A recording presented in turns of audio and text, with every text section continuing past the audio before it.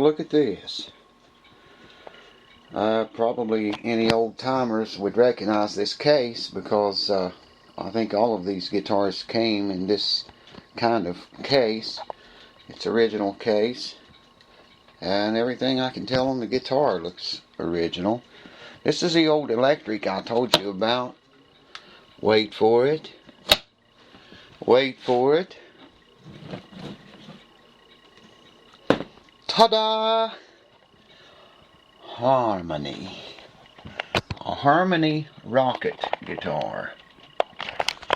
Get a shot of that headstock for you if I can get out of the light.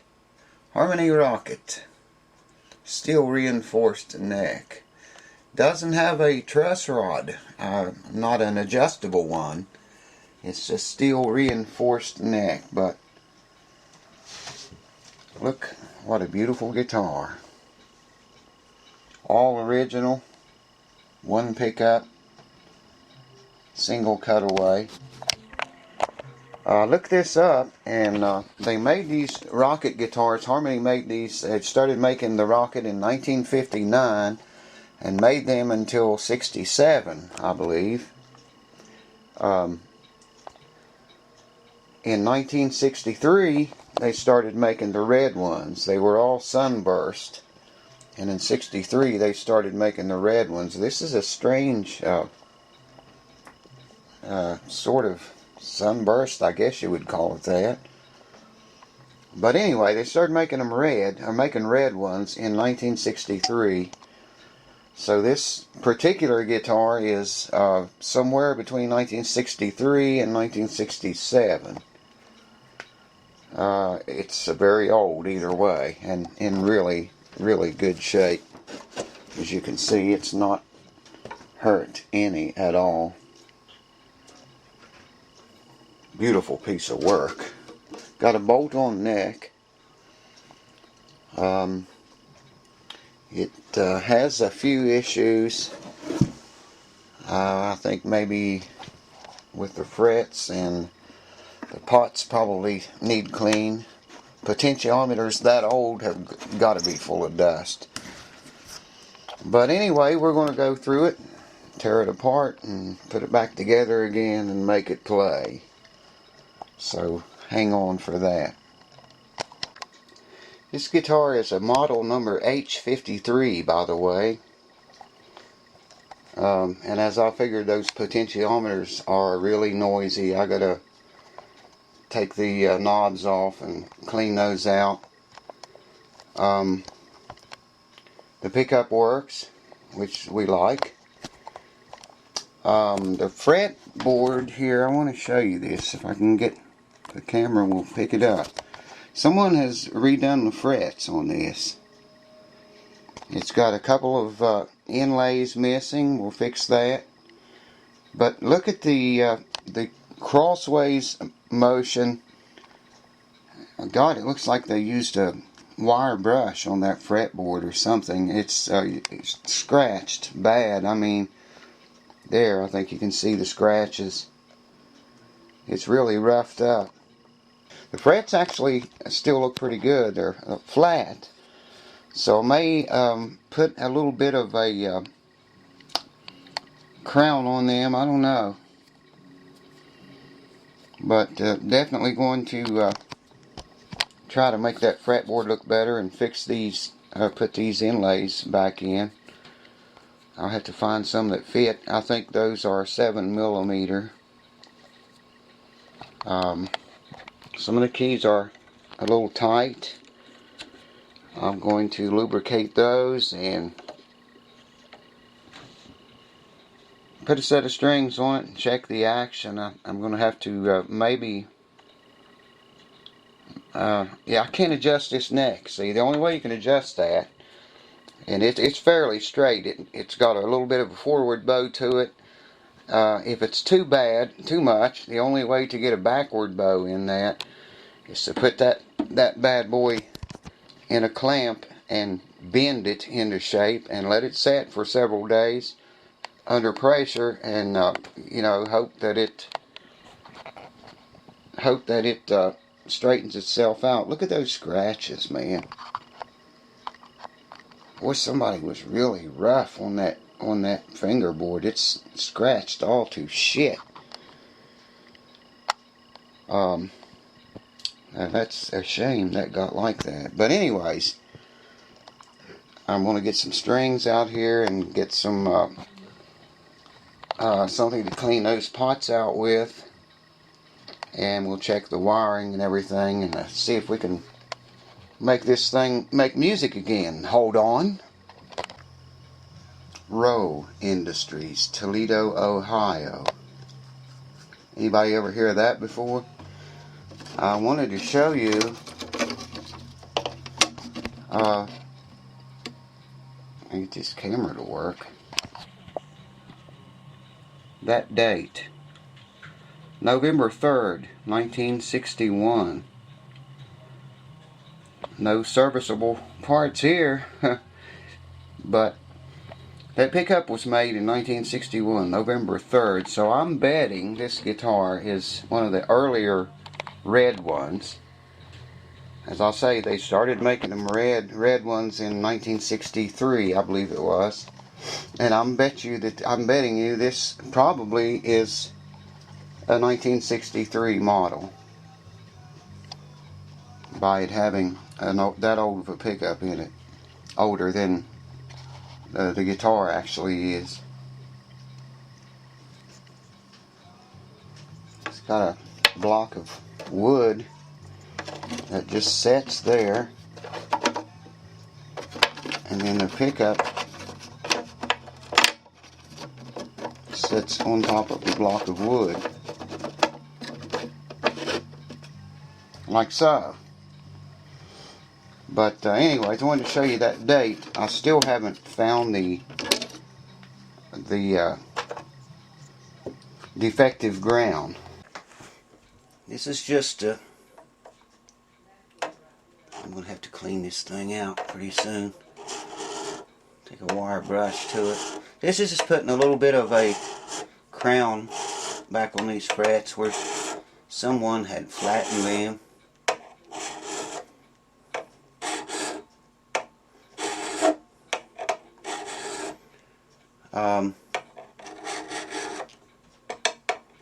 Probably people are probably thinking, why do I not take off the neck? Well, because I'm good. I can do this without ever touching the fretboard, and if I do touch it, I'm good enough to fix it, and you'll never know I made a mistake.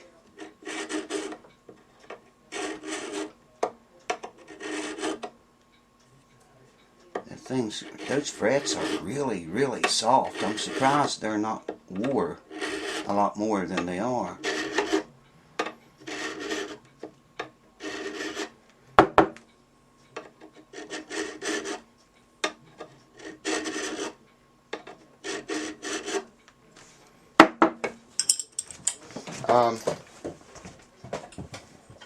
Hold on.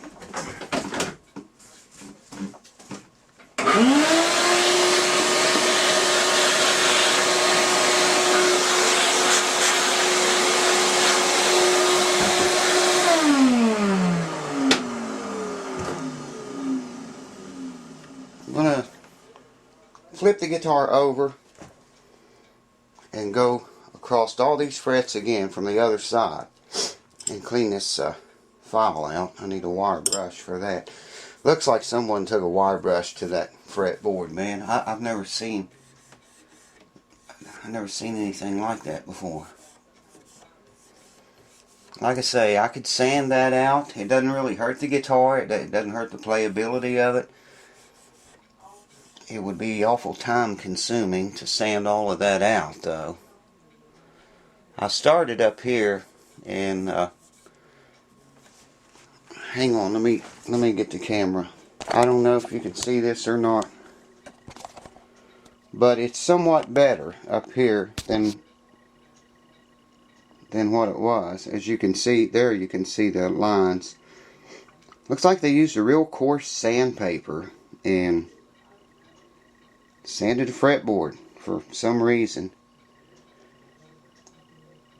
I used 800 grit on these first 3 blanks, And you can see where it's taking it out, but it's just taking too much of the fretboard away to, and like I say, it doesn't hurt the playability of the guitar, so I think I'm just going to leave that alone. Maybe some linseed oil would help it. Anyways, tomorrow I'm going to take it up in the shop and run the buffing wheel over it. Some light rubbing compound. And then wax it. I still got to lubricate the keys and check all of those.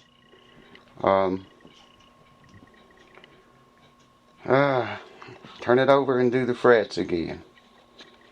So hang on. Well, just as I figured, there's an old capacitor in here, this bad boy right here, and the electrolytic fluid has dried up in it. It's dried out. That's why we're getting all that noise. I have a replacement. Just happen to have one. Things went right for a change. Let's see, I want to put the cathode on here first. So we're going to solder that cathode right there.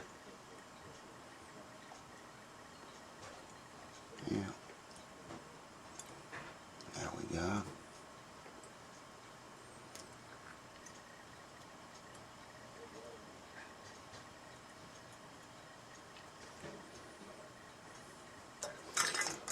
Already got the soldering iron heated up and tinned and ready to go. So I just got to melt this solder. I need a little more. There we go.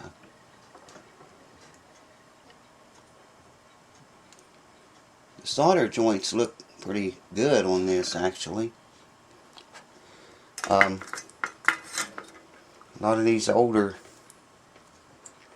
solder jobs wasn't always the best that they could be.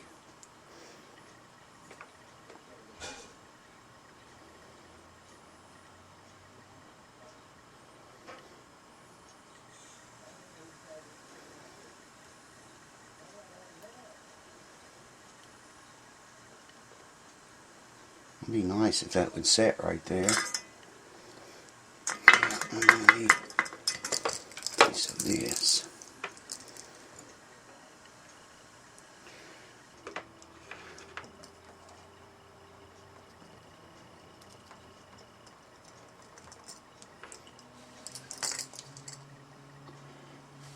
There we go. Just clip off that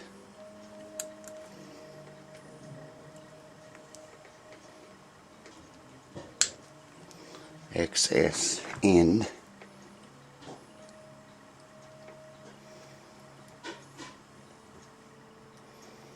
Now let's solder that. This will be a lot nicer job.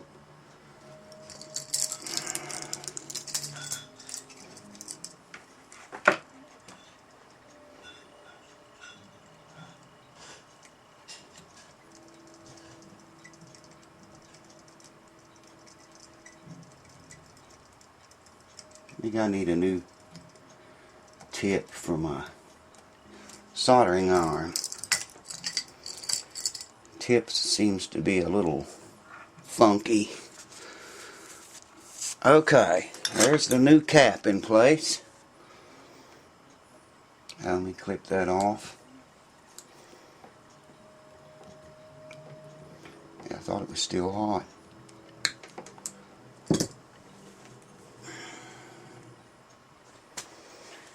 The new cap is in place, folks. Seems to be.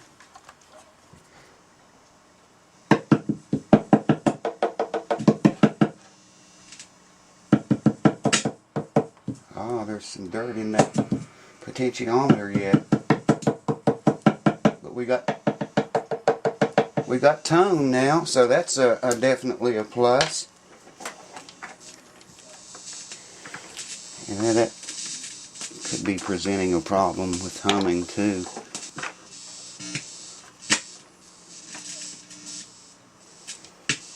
I think some of that's in that cord too. Anyways, there's the capacitor in place. Seems to be working. The noise you're hearing is not coming from that anymore. I think I'm going to have to run an extra ground or a shield somewhere and ground this baby out better than that. So there is the hum. Take it away. Get these out of the way. Now, the fun part is going to be getting all of this stuff back in there.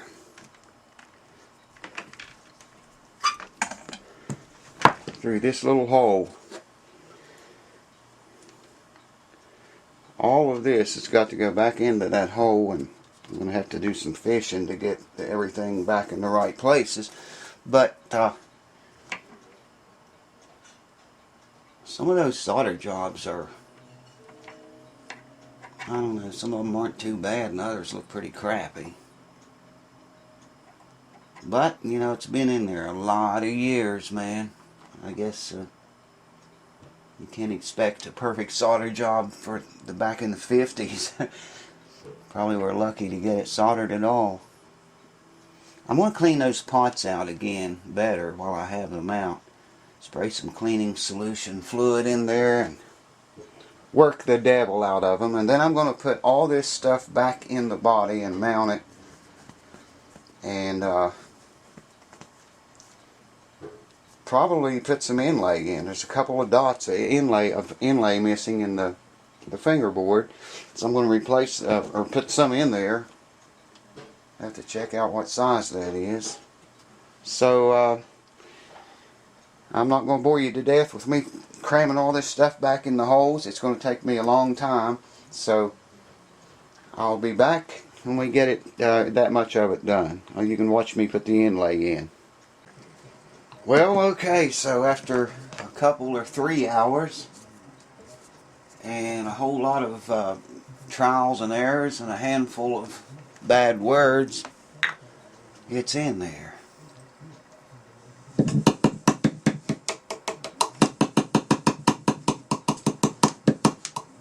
There's the tone.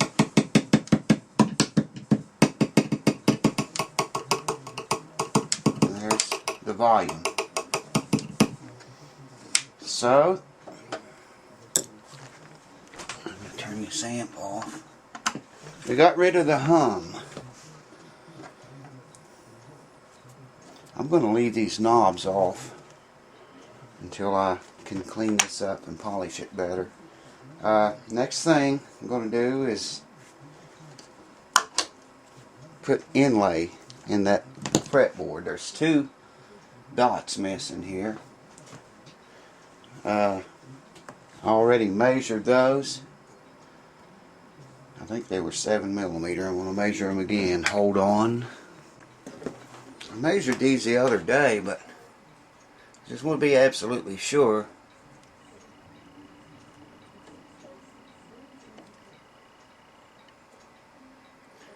So you want millimeters, I believe. 6.9. 7. I thought that's what it was. 7. Yeah, 7mm. I see a lot of glue in here. I'm going to try to get all that out that we can get so the new inlay will stick. We don't want that popping out of there.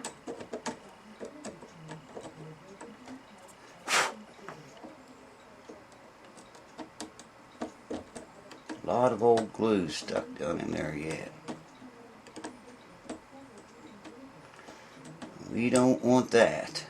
There again, I'm not a luthier. I don't claim to be. I don't even like that word.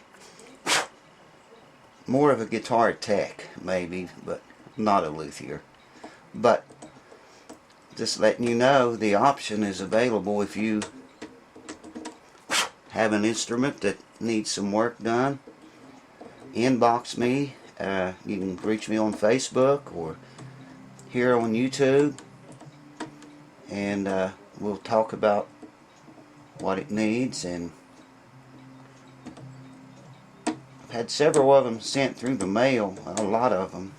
Never had trouble with any of them. They all made it here fine, they all made it back fine.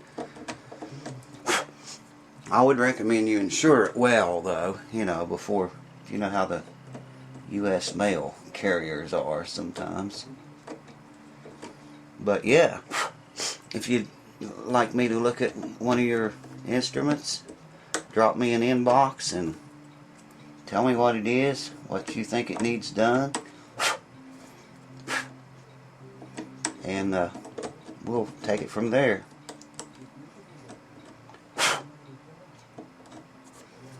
Okay, I want to go get some inlay, 7mm inlay. I'll probably have to glue that in there and let the glue dry, and then maybe sand the inlay down flat with the fretboard. If we're lucky, maybe the thickness of the inlay will be just right. I don't know, but it looks better, yes. I got all the crap cleaned out of the holes. Went ahead and put the first inlay in. I'm going to have to sand that down flush because it's a little thicker than I thought it would be. But anyways, super glue. Good old super glue. There's nothing like super glue. Cure what ails you. And here's the magic. It's just a damp cloth so I don't get super glue on my fingers. And there's the inlay installed. Now I gotta wait for that glue to set. It's probably going to be a few minutes on that, and then I'm going to take 800 grit sandpaper and go across those just to flatten them with the fretboard, and that job will be done, that part of it anyway. So we're getting close to time for strings for this bad boy. It's not going to be a whole lot longer. We're going to string him up and polish him up first. Man, that thing should shine like a crystal ball. So hang on, let me get some sandpaper and wait a little bit for that to set, and I'll show you the final product. This fretboard, like I say, has been, I don't know if you can see that at this angle or not. No, I don't think you can. Yeah, you can. You can see all of the where someone has scarred that fretboard up, something awful, man, all the way down. There's a good shot of it.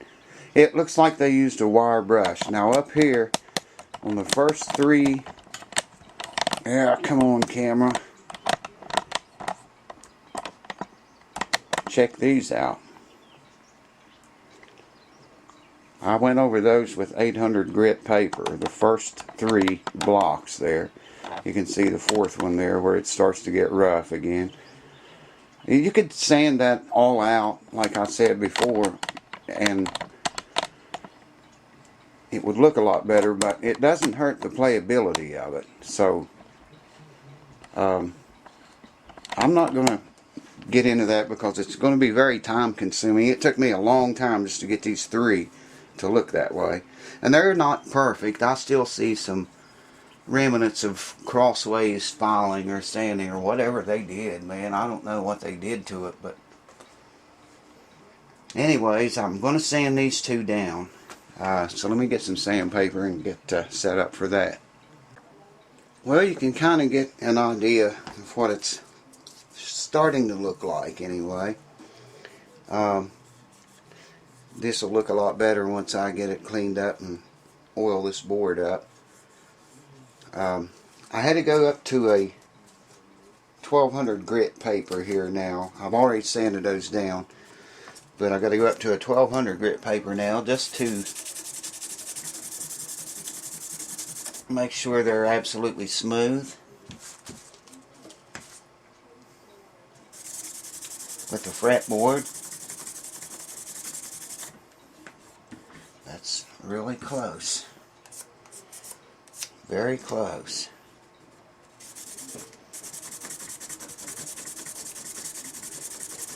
I'm just using an eraser. This is just a, you can see that, an eraser. We're just taking a very little bit off the top of that inlay. Just bringing it down to the fretboard, flush with the top of the fretboard, even, flat, however you want to describe it.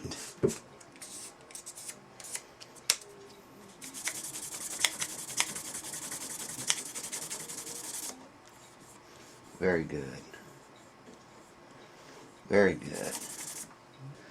These inlays are a little bit whiter than the ones that's 50 plus years old. I guess I could darken those a little bit with something, but I'm going to leave them like that. They're not that much whiter.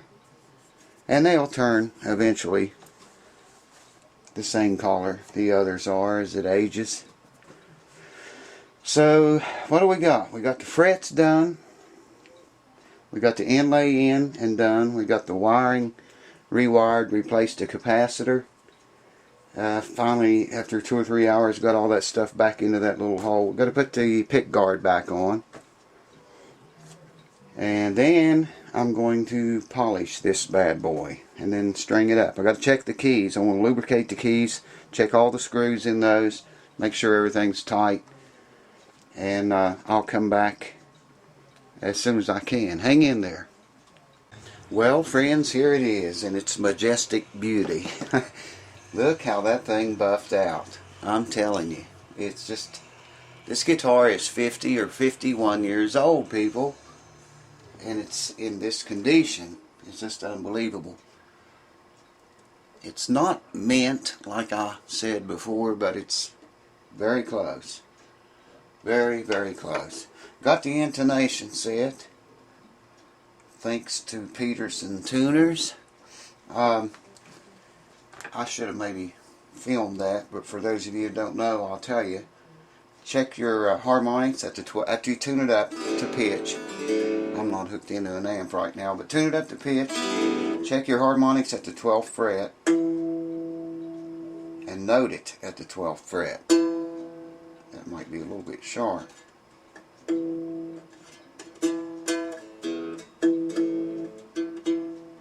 Anyway, say you, the 12th fret is the center point of the scale. So you hit your harmonic on the 12th fret and note the 12th fret. Let's say that's sharp. To lower that pitch of that note right there, you need to make this part of the string longer. So you got to move the bridge back, increasing the length of this string, dropping the pitch, making it note out right. Sometimes you even have to set the bridge sideways because the little E and the big E are not always the same. You've seen acoustic guitars got the saddle set offset sideways. That's why.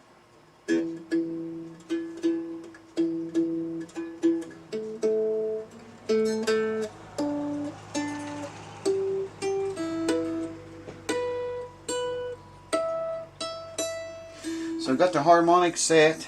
Now what have we done? What have we done? Frets, dressed them, crowned them, polished them. Didn't do anything to the neck because it doesn't. It's got a steel reinforced neck, but it doesn't have a truss rod, adjustable one.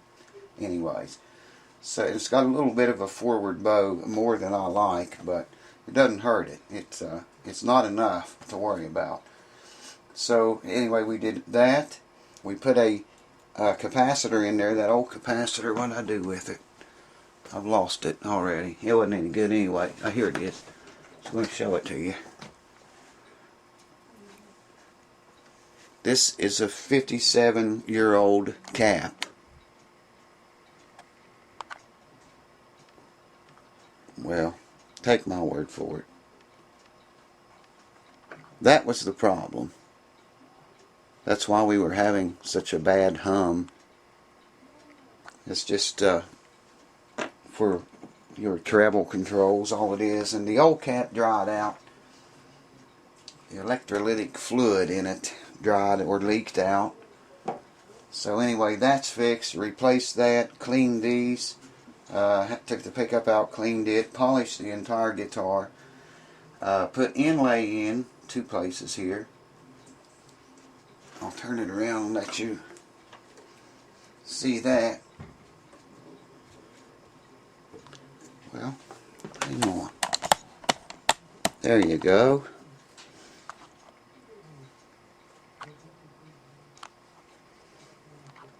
Like I say, the 5th fret and 7th fret inlay is a little bit lighter than these 50-year-old inlays. But over time, I think, and smoke and bars and stuff will change that color, and it'll match the rest, and it'll all be good.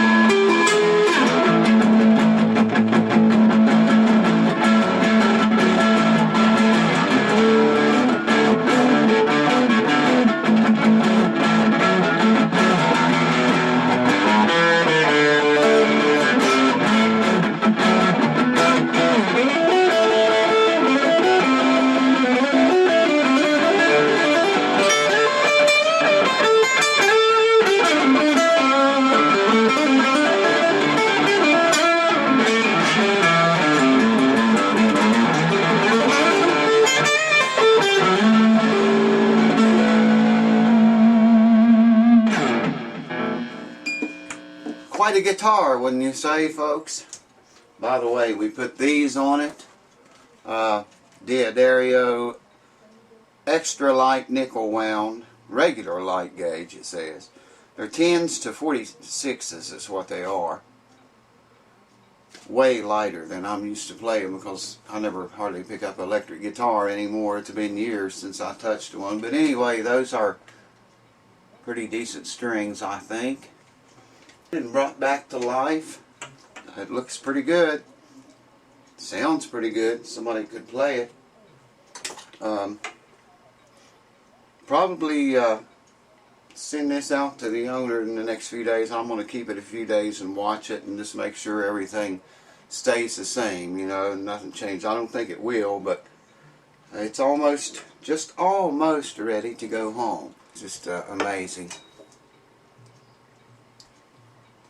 Amazing shape to be that old.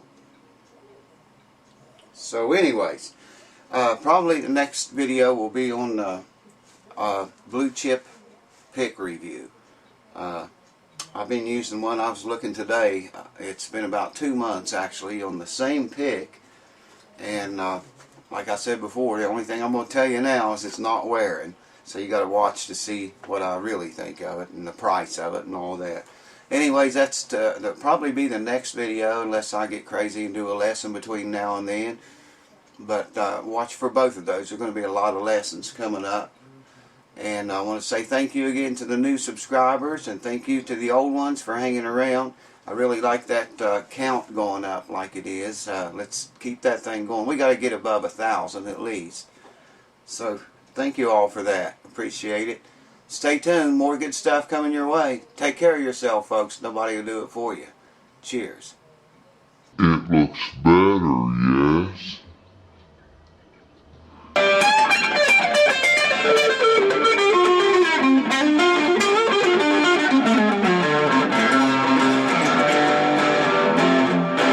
What have we done? I had to show it to you, man. Look at this.